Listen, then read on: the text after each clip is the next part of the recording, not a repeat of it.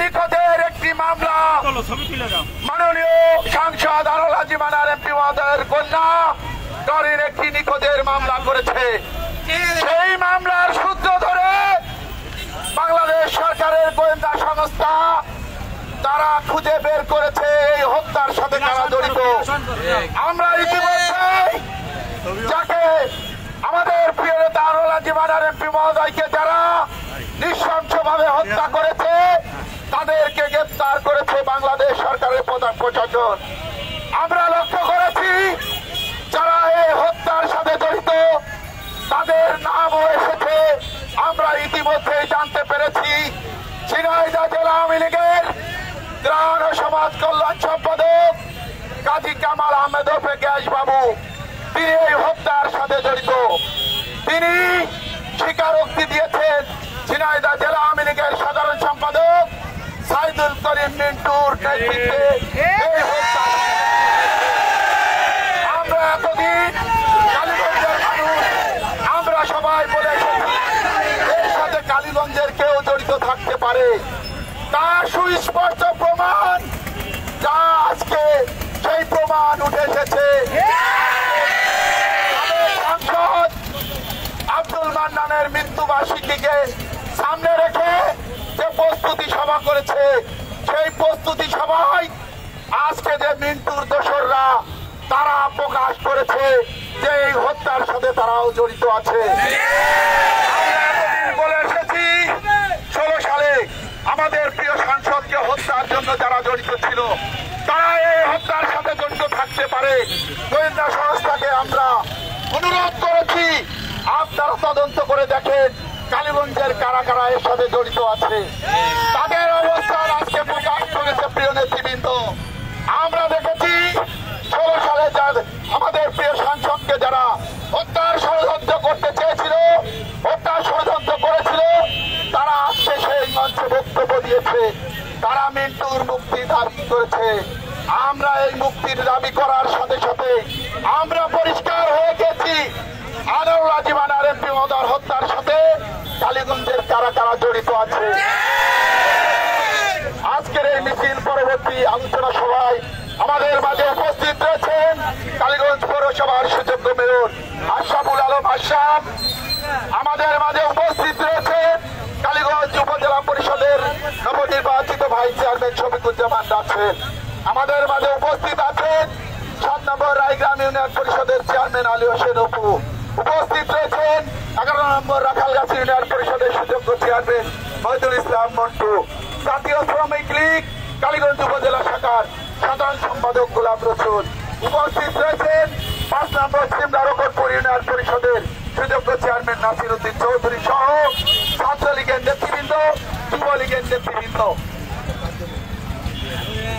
এ পর্যায়ে আমি বক্তব্য রাখার জন্য আহ্বান জানাচ্ছি, সমাপনী বক্তব্য রাখার জন্য আহ্বান জানাচ্ছি কালীগঞ্জ পৌরসভার সুযোগ্য মেয়র বাংলাদেশ আওয়ামী লীগ কালীগঞ্জ পৌরসভার সাংগঠনিক সম্পাদক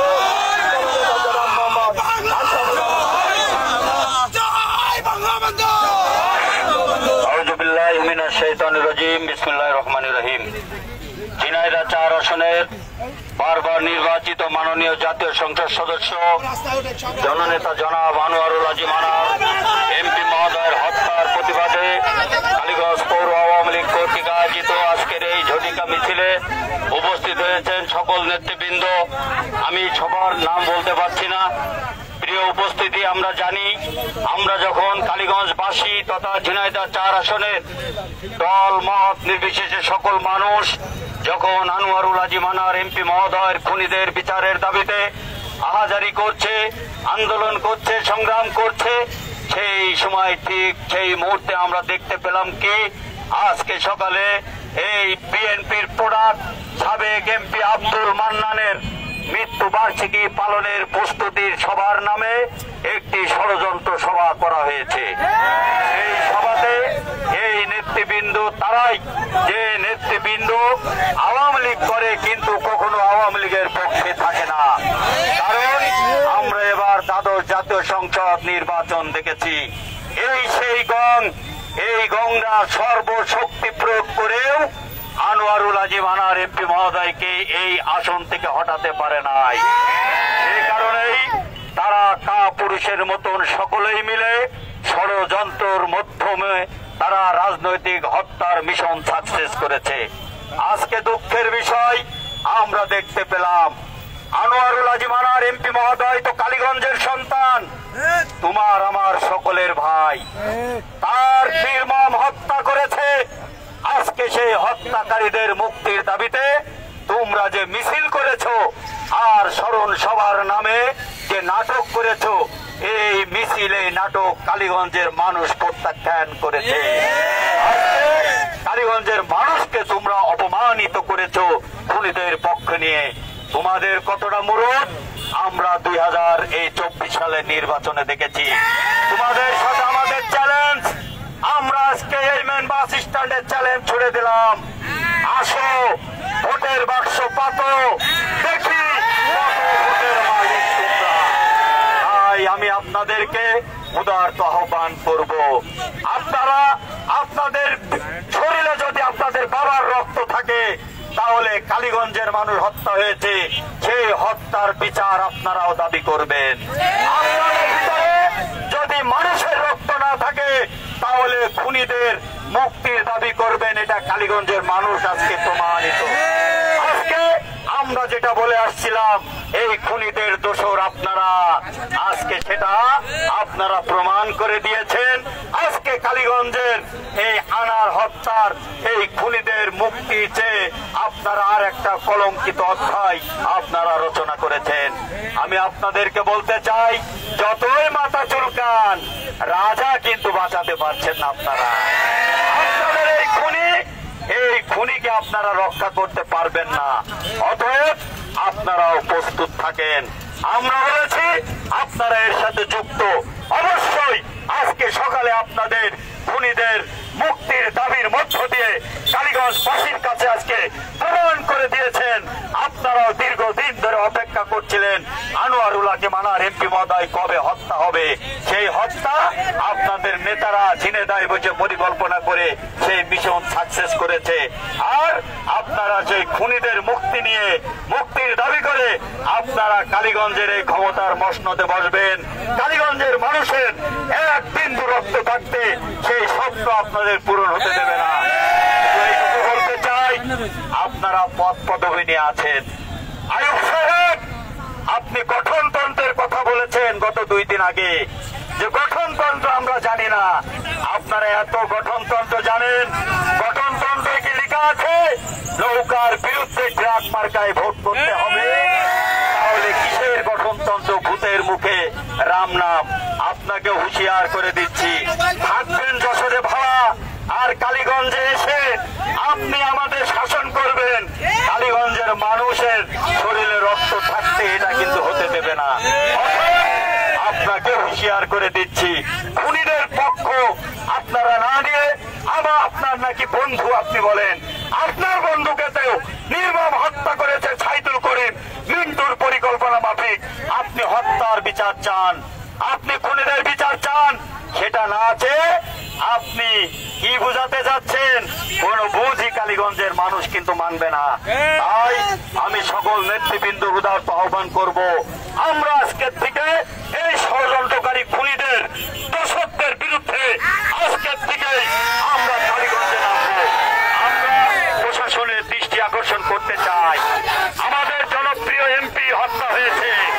আমরা কিন্তু মাথা ঠান্ডা করে কালীগঞ্জে যাতে কোনো আইন শৃঙ্খলার অবনতি না ঘটে সেটা তীক্ষ্ণতার সাথে আমরা নেতৃত্ব দিয়ে আমরা কিন্তু স্বতঃস্ফূর্ত সুন্দরভাবে আমরা প্রত্যেকটা কর্মসূচি আমরা পালন করছি।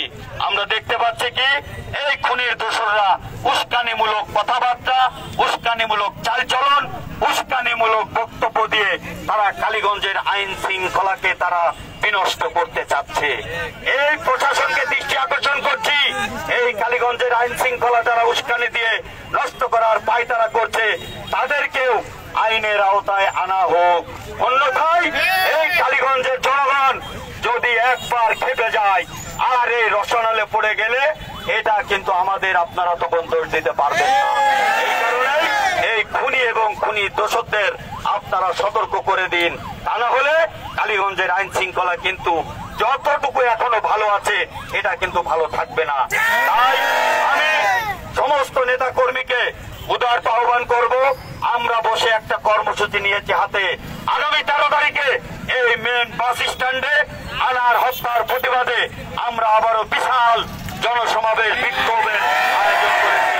এই 13 তারিখে এই মেন বাস স্ট্যান্ডে আমরা আবারও 10 থেকে 15,000 মানুষের এই যারা বিচার প্রার্থী তাদেরকে সমবেত করে এই 13 তারিখেই আমরা এই মেন বাস টার্মিনালে আবারও আমরা কর্মসূচি ঘোষণা করে এই খুনি এবং খুনির দোষরদের দৃষ্টান্ত শাস্তি এবং কালীগঞ্জে যারা এই খুনির দোষরা আছে তাদের কালীগঞ্জের মাটিতে অবাঞ্ছিত ঘোষণা করে এরপরে এদের যেখানে এই খুনিদের মুক্তির দাবিতে রাজপথে দেখলে তাদেরকে প্রতিরোধ করে ইনশাল্লাহ আমরা করে উঠব।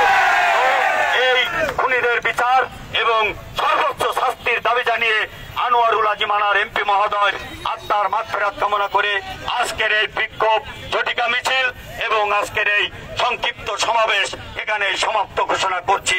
সবাই ভালো থাকবেন। জয় বাংলা, জয় বঙ্গবন্ধু।